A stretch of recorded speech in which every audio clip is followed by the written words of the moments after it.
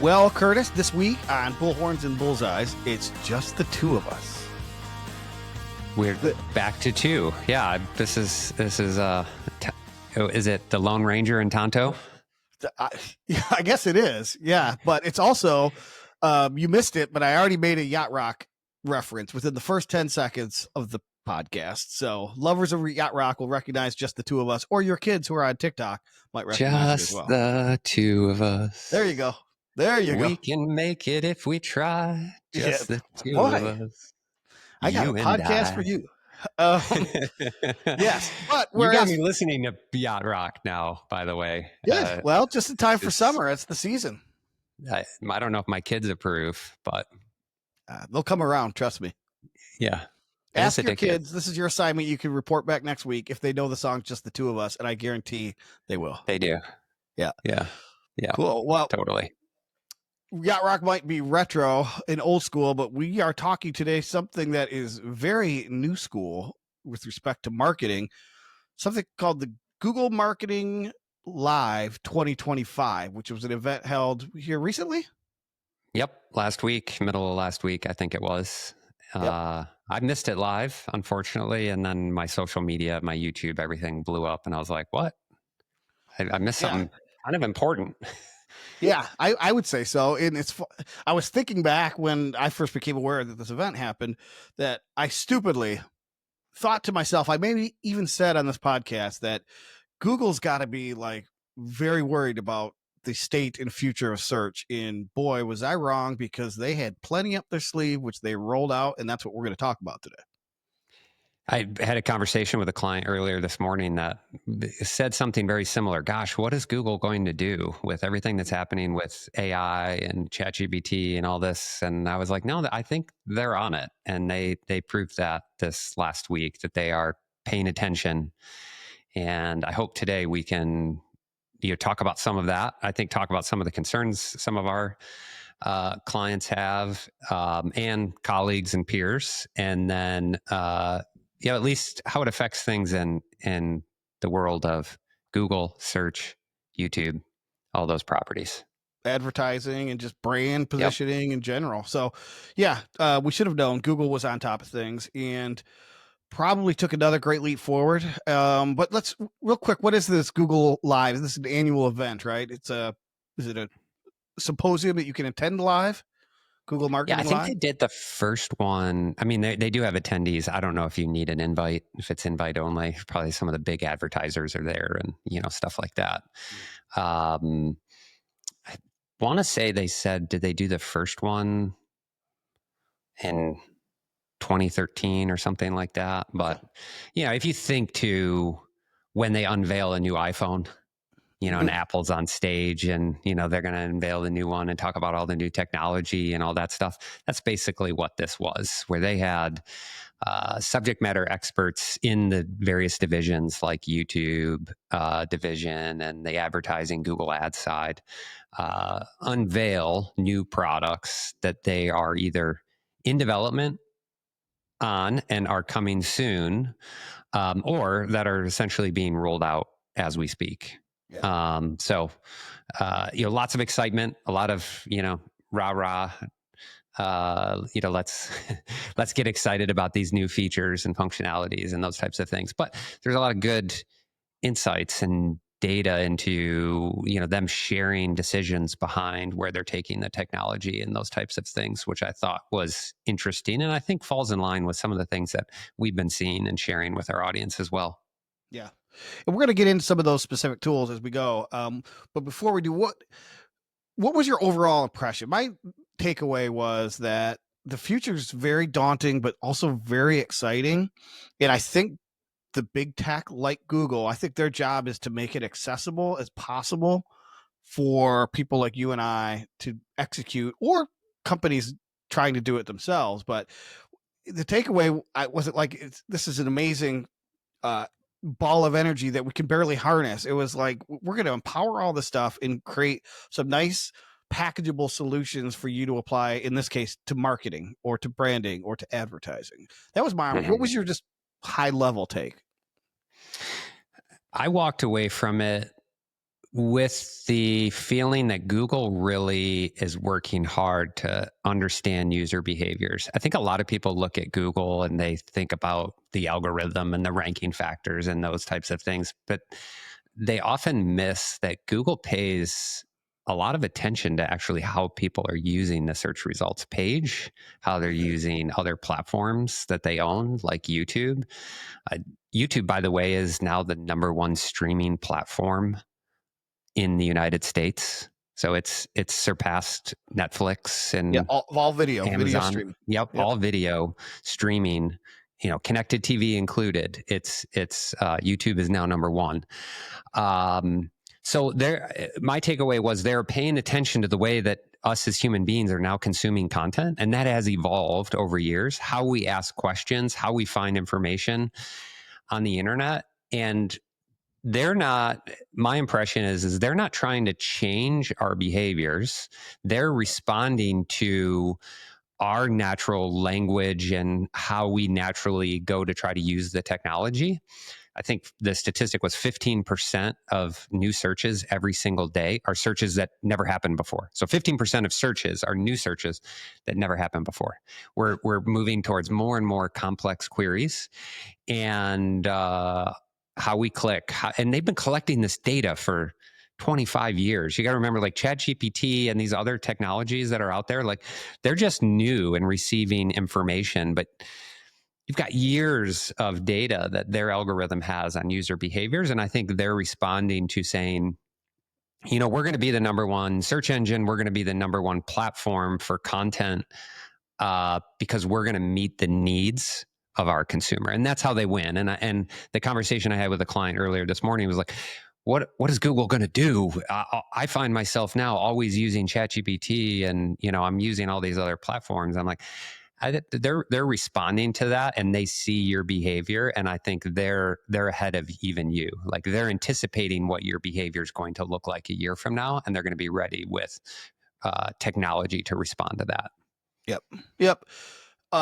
Search is so different. God, it's amazing how quickly this has changed. Where we used to want options, we'd say, "Here's a general topic, restaurants near me, and give me a list of options." Right? And I think what Google's discovering is that users want like a more curated sort of path. Like, this is the restaurant that you're looking for based on your intent, your past, your interest, all of the stuff. Like I said, all the data.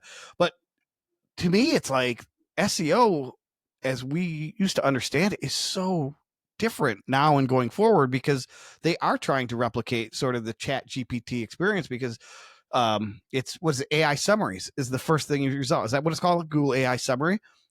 So they're trying to Yeah. understand, yeah, all the AI overview is what it's called. AI overviews. overview. Yeah, Mhm. you can still scroll down and see all these options, which we'll come to in a minute. But at the very top is, here's what we think you're looking for, why you're looking for it, and let us give you the answer that you're seeking, as opposed to go find it somewhere.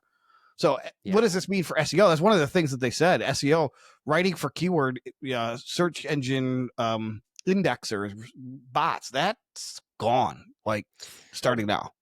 Right. I've been using this example, and if I could summarize this hopefully quickly, the difference between AI and then the ranking algorithm. Right. So ChatGPT and these other AI platforms, Gemini, which is Google's, and even the AI overviews, are not a ranking factor. And here's the example I've been providing. Imagine a library, and you and I, Tom, are old enough to have, when we were in school and we're writing a research paper for a class. Say it's on the Civil War. We need to pick a topic on the Civil War. We went to the school library, the public library, and we had, was it the Dewey Decimal System Yes, for very good. indexing, right? Mm-hmm. And we'd either go to the librarian, who knew where all the books were within the library, or we would go to the drawer and we would pull out a section and we would go through the cards, and those cards would say, hey, if you're interested in the Civil War, okay, what part of the Civil War? Okay, Gettysburg. Oh, I'm interested in Lincoln's Gettysburg Address. Okay, the librarian or that card system would give you 10 books to go and check out, right? We would Mm-hmm. go and check out those 10 books. That's essentially Google is a library. it indexes all that content, it puts it into the library for you and makes it easily accessible. But you are the one that has to go and read that content. It's just presenting to you based on title, based on book description. You might choose based on the cover one book over another. And the librarian sees, oh, people seem to really enjoy this book here. So I'm going to go ahead and recommend that one. But it doesn't mean the librarian has ever read that book, so to speak, right? That's Google's traditional search, is the librarian. AI is a researcher. So now you have an employee at the library who's actually reading all the books. Now, they're not ranking them, but if you were to come in and say, hey, researcher, I want to do a research paper on the Gettysburg Address, the researcher isn't going to hand you a bunch of books. The researcher is going to give you some summaries. Well, let me tell you about the Gettysburg Address. And then the researcher will reference where it got that information. It's not a ranking. It's not saying this is better than this or people prefer this over this. It's just summaries and where it got those summaries. And then you can continue a dialogue with that researcher to drill down. And during that drill down, you might get more specific answers and more specific references that then if you want to do further research, you have those reference points, those citations that you can go and look at. That's AI, whether it's ChatGPT, Gemini, Perplexity. That's essentially what you're doing. So I want people to know you don't rank in an AI platform, an LLM. There's no ranking. They don't have algorithms. They don't crawl websites the same way. They are researchers. They're just gathering content and being trained, and they're learning based off that content so that they can give us information when we ask questions. And Google sees that, right? So you're going to have a search result page now that is the combination of both, essentially. Understand, you mentioned intent. That's like key in this whole thing. It's like Google wants to anticipate your intent, actually based on a question you ask, which you'll like the answer to this, Tom, is like they want to understand the why behind your question, not just the what. It's like, hey, I'm looking for new running shoes. Why are you looking for new running shoes? Right. Now let me, based on that why, match you with the right brand.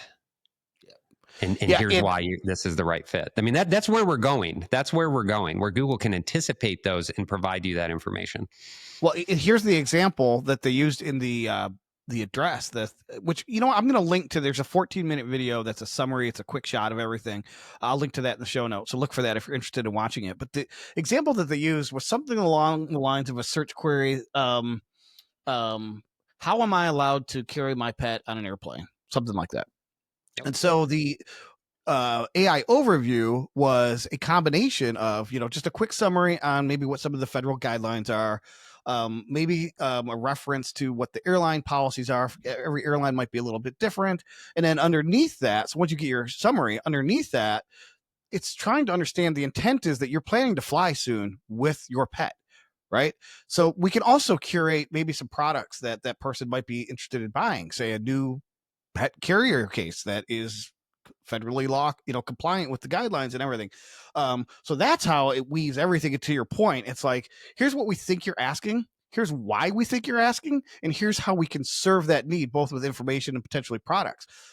So we're not going to rank, as you say, in the overview, but is the future of search figuring out a way to position your content in your why such that the AI overview matches your product or service to a searcher's intent? That could be the holy grail. In this case, if you're selling those cages for airplanes, you want to make sure that you're in that ecosystem where the searcher's looking for answers.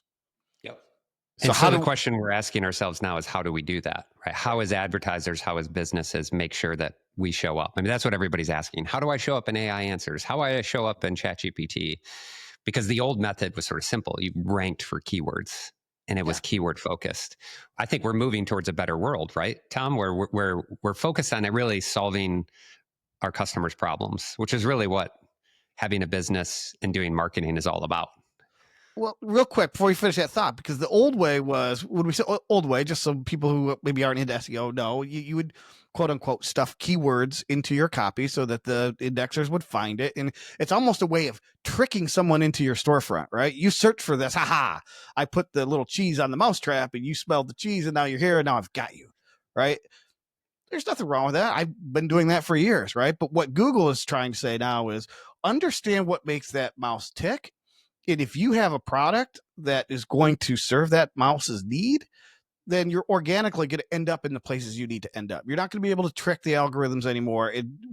Why you think my eyes light up here is because, going back to that why, is that brands need to figure out what those customers' why are, what's the mouse's cheese, why are they looking for it, where might they go to find it, and how can we prove to the world that we best serve that need. And that's what great content is going to be about. It's what it's always been about, but now the focus is more there than it was on the trickster method, you know? So that's exciting for me. 100%. Yeah. Yeah. I gave you an example the other day where I've been doing some experimentation with us using the AI platforms to figure out solutions for clients related more so around technology, but basically give the prompt, this is the industry I'm in, this is the technology I'm currently using, this is the problem I'm trying to solve. And asking AI to give me recommendations on how to solve that problem. And most of the reference points it's giving me, so again, not ranking, but it's referencing websites. And a large number of those references lead to case studies. So here's a software company that solved this problem for another company that's in the industry that I'm asking about, that has also has a WordPress website or a Shopify website or a big commerce website, right? And they solved this problem with X. And that's where I'm led to, right? So this is exactly what you want your content marketing to be doing if you're writing case studies or white papers or those types of things. I'm in that learning phase. I'm trying to solve a problem, and here it is, content that's not being ranked. It's just being referenced, that allows me to, as a consumer, to discover and then say, is this a product or service that I might consider to help me solve this problem? Which is ultimately what my intent was in the first place, right? Exactly. It's going to be interesting to understand at some point, if we'll ever understand it, what goes into the AI's thinking in terms of which case studies seem like the ones I should be drawing from and which ones should not. There's got to be something, right? They have to I think somehow there's make a some choice. Yeah, I think there's some trust earned. So similar to what I guess we would call backlinks or domain authority in the old school SEO world, I think there's some trust and reputation factors that's part of the LLM. And I think the signal for my clients is you can't, if we think of the peso model and your website would be your own media, right? I always got to Yep. check with you, Tom, make sure I'm using the right That's right. terminology. Yep. Yep. Okay. You own it. So if I own my website, and a lot of people just put content there and they don't do anything else, but you got to look at these other channels and these other assets that you have available to you, PR, guest blogging, being a guest on a podcast, for example, great ways for you to get your brand out there and talk about the problems that you're solving so that you're discovered in a larger ecosystem, that now there's more inputs for that LLM to draw from, more trust signals essentially for it to take a look at. And I would say the other big thing is reviews. So there is definitely sentiment analysis happening within both Google's AI, looking at reviews on your Google business, if you're looking for a restaurant and those types of things. Hey, which restaurant has the best New York style crust?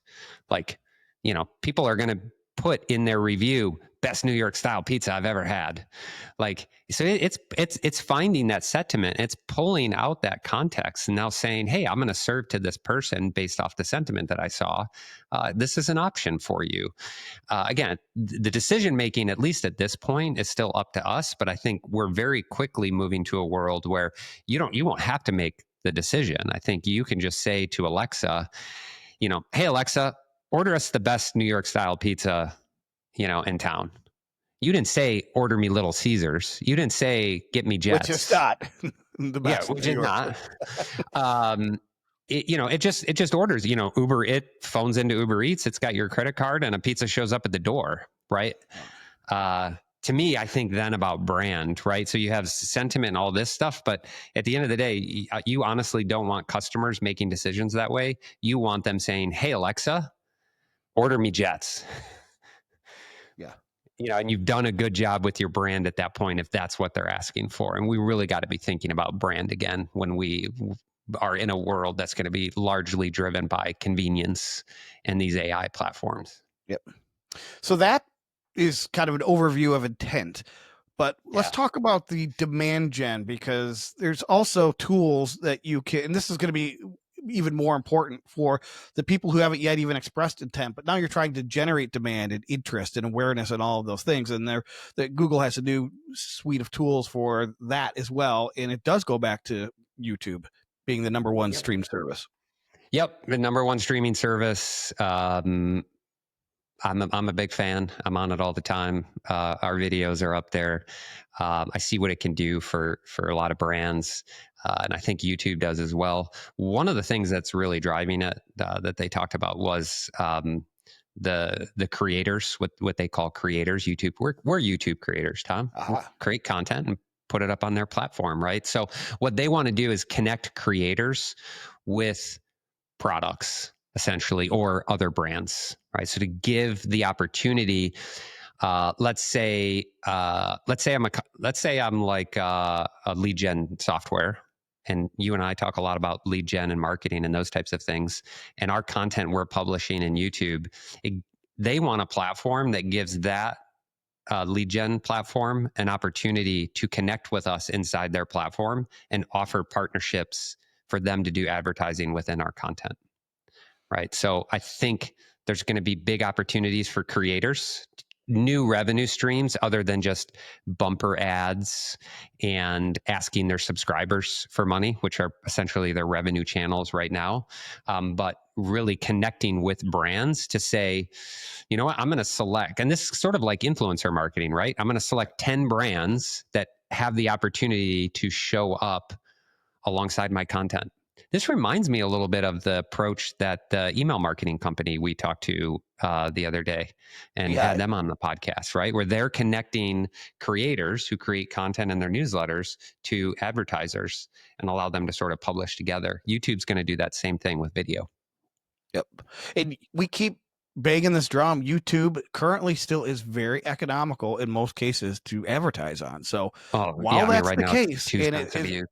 yeah, and it's remaining the number one streaming service in the world, let's get on that, people.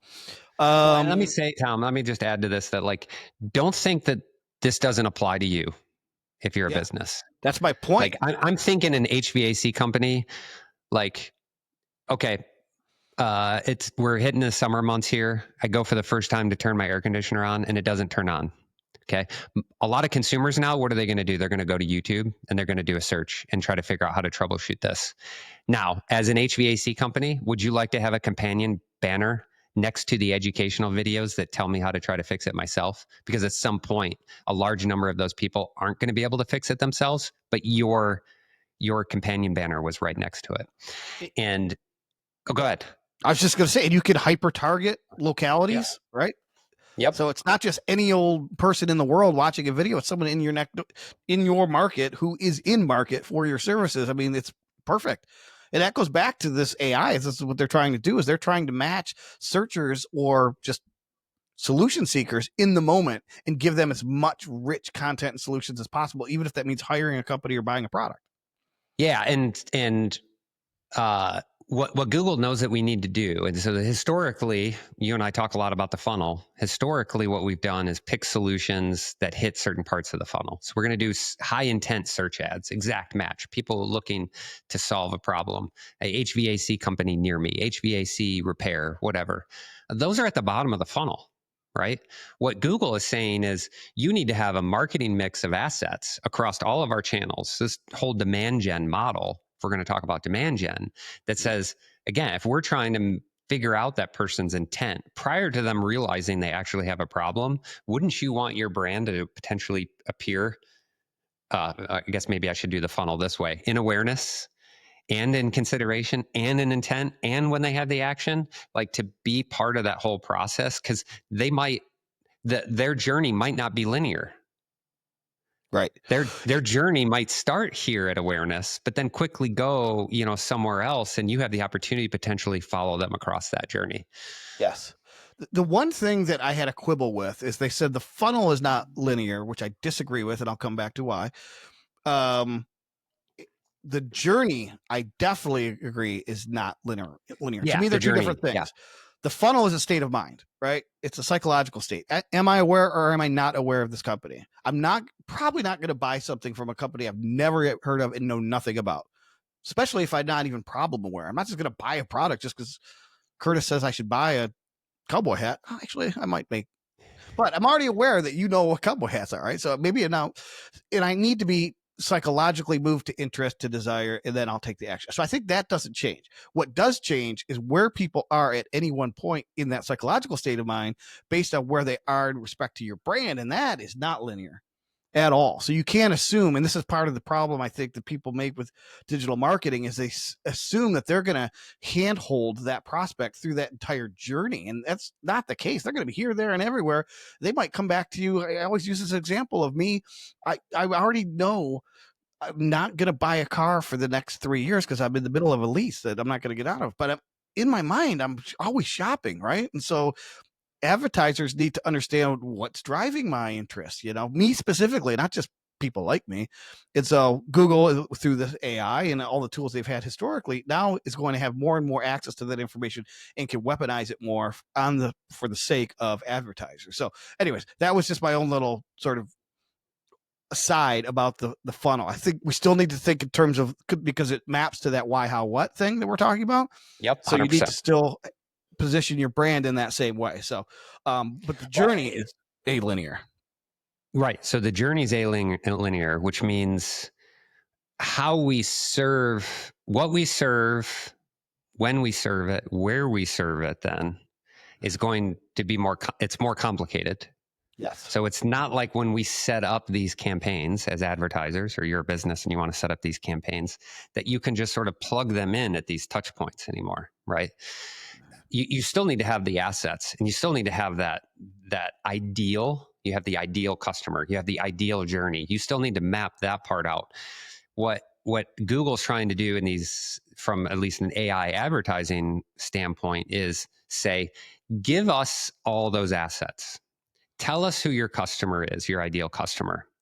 Then we'll collect the data and get the signals so that then at what we feel are the right moments for that person, and we have more visibility into who that person is and their income level and where they're at in their journey and everything than you could ever imagine, which is scary, but that's the truth. So let us, we're essentially having to put trust into the platforms to say, here, serve up our content at the right moments. Now, I do think in order to earn that trust, and maybe we'll get to this here soon, is on the data management sort of attribution side of things. That there needs to be a level of transparency that doesn't exist today, as far as, hey, where are our ads serving? Where is the leads coming from? Different things like that. I do have some exciting stuff to share on that, which we'll get to. But I do think there has to be some transparency on Google's side for that. Yeah, that's where I was going to go next. The cynic might think that there isn't transparency because there's something they don't want to tell you. But I understand that, right? There could be some counterfeit data, in terms of who's actually clicking on what. Is it a bot? Is it a person? We don't know. But at the end of the day, Google needs this to work, right? This needs to end up in revenue and sales, or people aren't going to invest any money in it. So they're vested in this working. And so you sort of have to trust with an article of faith that they've engineered this AI to maximize outcomes. And that's going to maybe be a leap of faith that some aren't going to want to take early on. But I think we're even learning this with something as simple as the Performance Max campaigns, is that those get really, really smart if you feed data back into it. So going back to data management and attribution and measurement, that was what I called the third rail for marketers last week. Mm-hmm.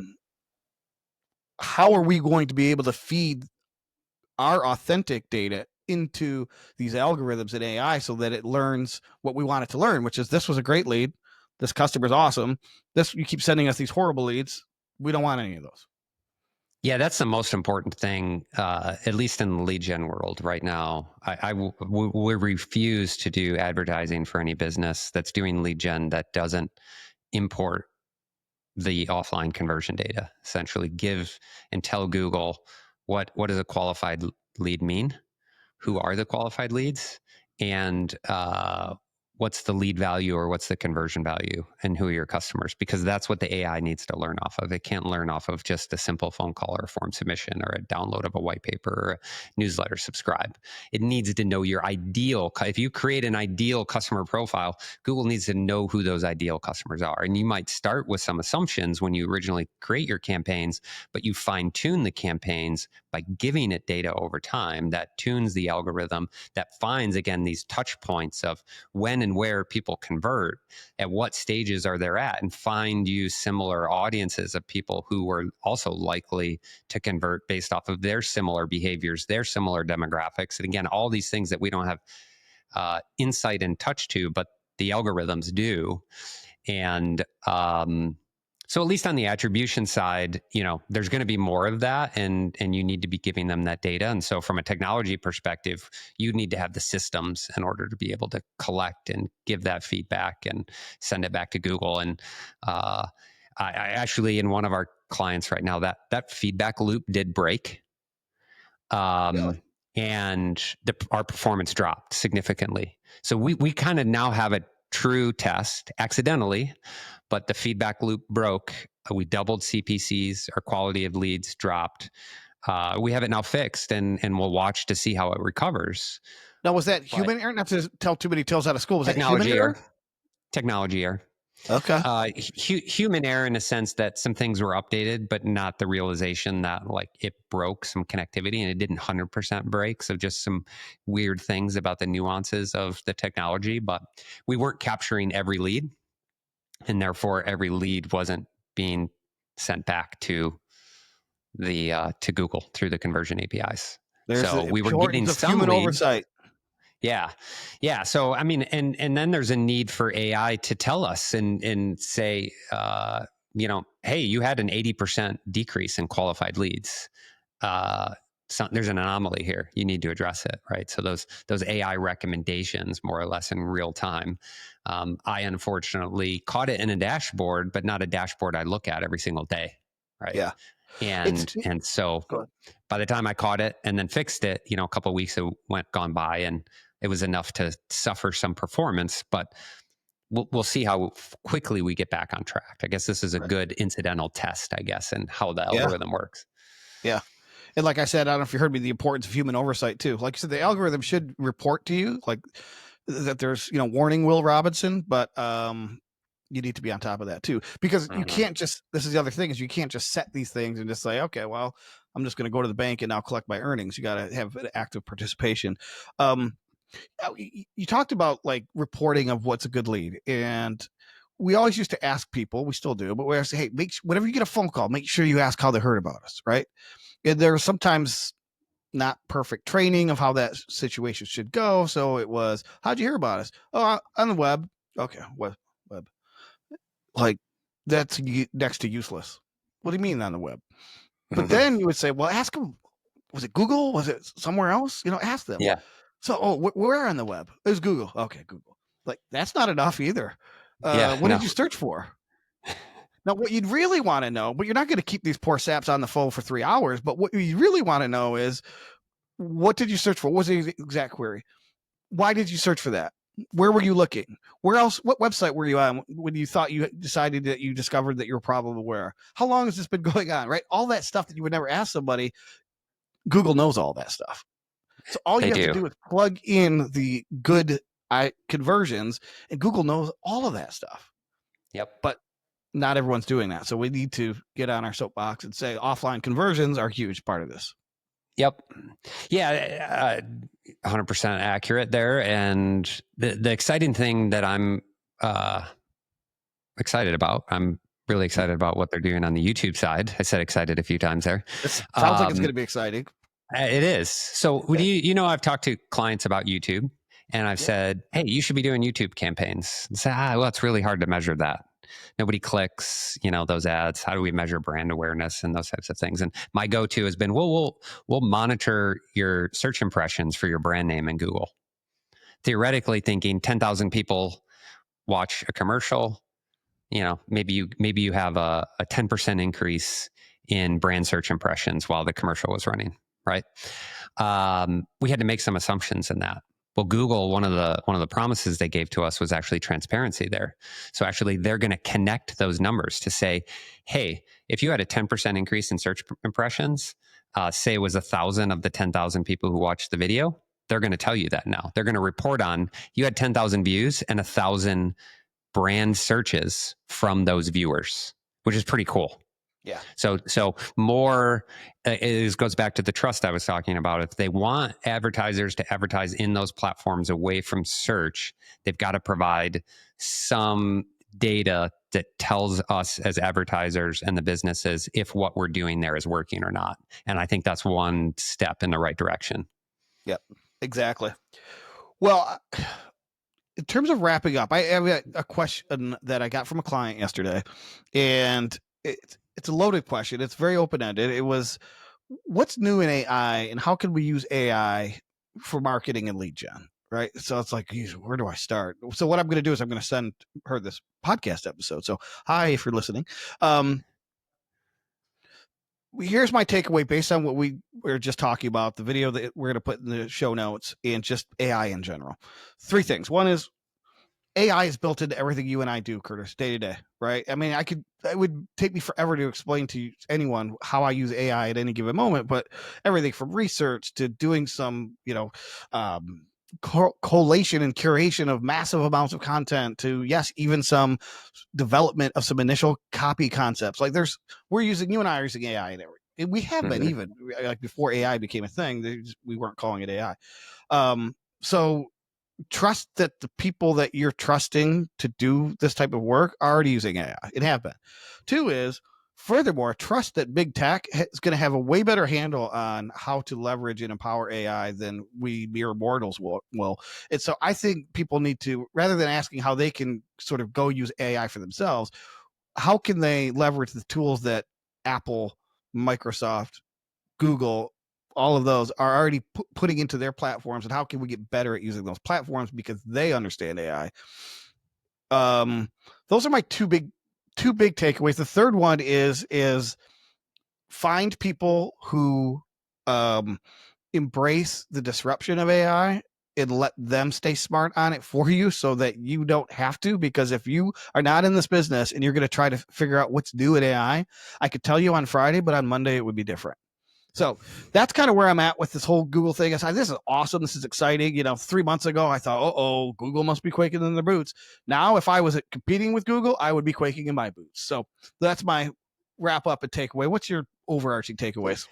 Yeah, well, we didn't even get into talking about all the AI creator features that are part of Yes. Marketing Live, right? So, from uploading product images that you might have on your phone and allowing AI to enhance them and actually put them on a person, and then have that person walk and be animated. And in VO3, which is their video AI Tools. program, you can't tell the difference without looking really, really close that these aren't real people. And just go look at some of the examples of commercials that people are putting together out there. I'm going to put It's Pupperin in the show notes too, by the Yeah, way. that's a great one. Watch the Pupperin commercial. Either Google it or look at our show notes and click the link.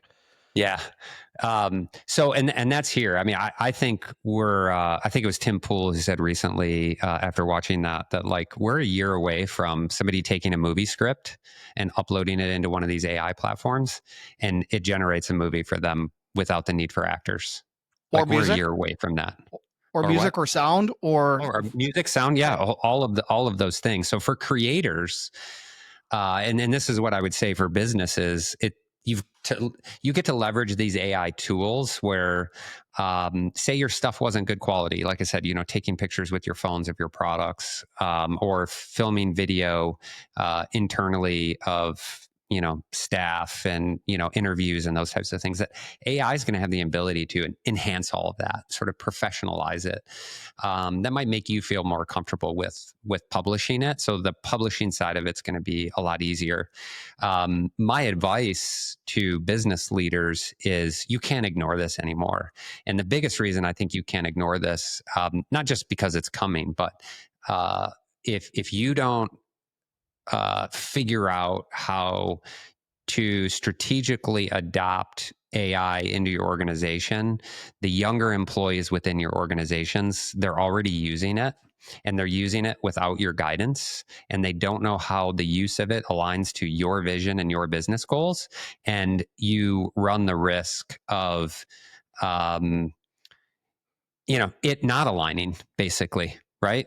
So it's not just about, leveraging it, but it's people are already using it in your organization. And don't you want to have some sort of oversight on that? Not just an acceptable use policy. It needs to be part of your strategic business plan now. How are we going to use AI in marketing? How are we going to use it in HR? How are we going to use it in our business operations? It needs to be part of your strategic planning. And if you're not doing it in 2025, you're going to be too late. You're going to be left behind because your competitors likely are going to get ahead. I'm going to put a pin in that for now because I want to do a future episode on what is the human's role in all of this, because it will replace some functions that humans are currently doing, but there's going to be an opportunity for brands to stand apart based on the humans that they have using AI. To give you one example, I could ask AI right now to write an essay on any topic in the world, and it would do it instantly. What it wouldn't know, unless somebody told it, was why. What and how do you want this to be different? And what do you want the person to feel? And how does that tie to the business objectives? And the people who understand that and can bridge that to what AI can do, which is amazing, those are going to be the important folks going forward. So, all right. I think that's a great note to end on. To us, I think a better note to end on would be this: just the two of us. All right, guys. See you next time on Bullhorns and Bullseyes.